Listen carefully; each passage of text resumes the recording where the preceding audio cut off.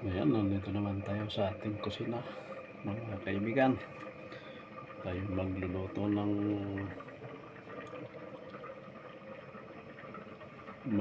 magluluto tayo ng hipon. Ano? Hipon na 1 kilo.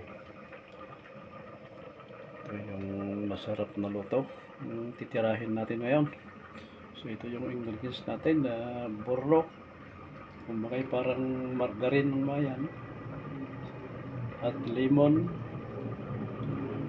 3 butil na bawang at dado, yung cubes, tapos paminta, at itong number 1 pretsimulo o parsley.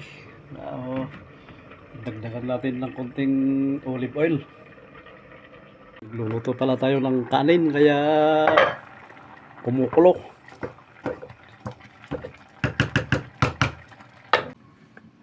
So yan, dito tayo prepare sa ating ulamin ngayon mga idol. Ayan, mali ito yung margarine. Medyo marami ito kasi dagdagan ko ng konting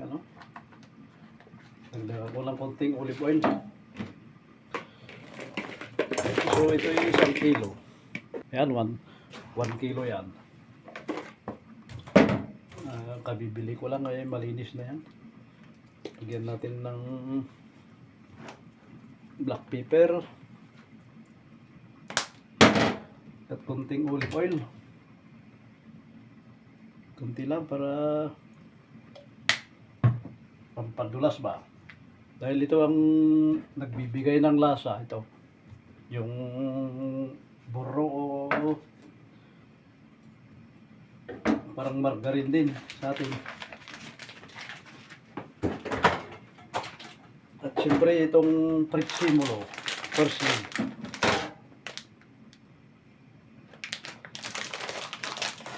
Wala akong mahanap kanina na yung fresh. Ang dami na yata. Masarap itong gamitin sa pang seafoods. Tapos itong bawang. Ang maganda dito ay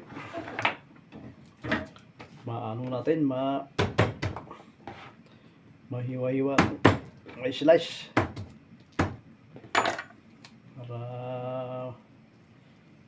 dikit-dikit, mas malasa, mas mabago.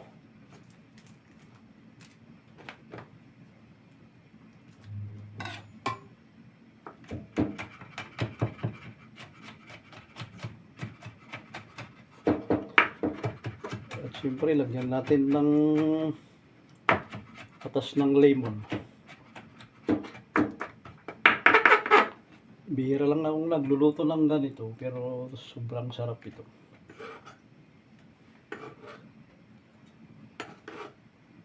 Huwag mo siyang patuyuin na sobra para may konting basa-basa. Wala kang matubig itong lemon.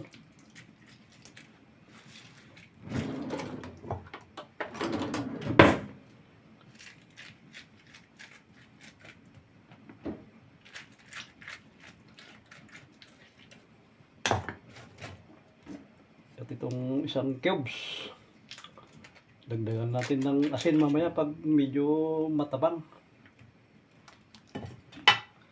Yan, ay direkta na nating naisasalang na kanyan.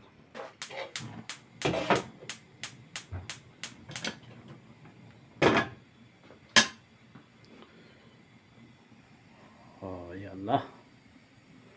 Magluluto tayo ng hipon. Hindi lang pampulutan ito, pang pamilya pa.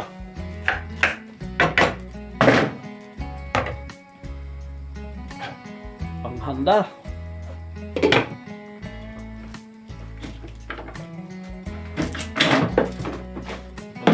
Madali lang iluto yan. Dahil yung timpla niyan ay okay na.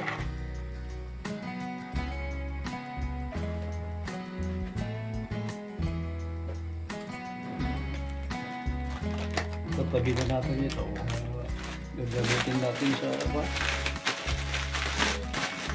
susunod. Tahong. Masarap itong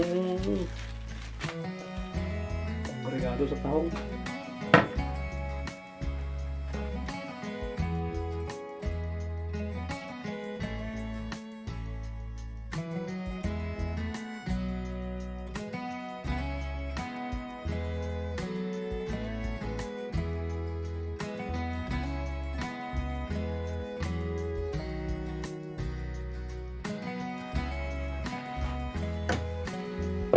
Ayan, luto na ito.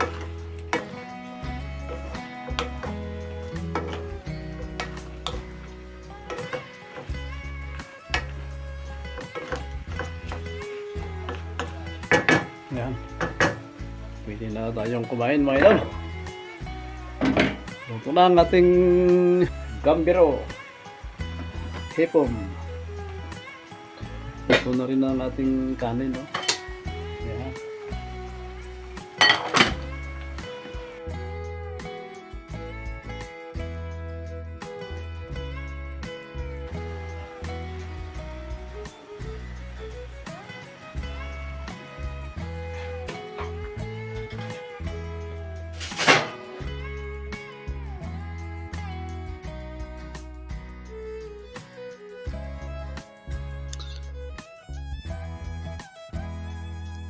Yan, alam nyo na ang susunod dyan mga idol.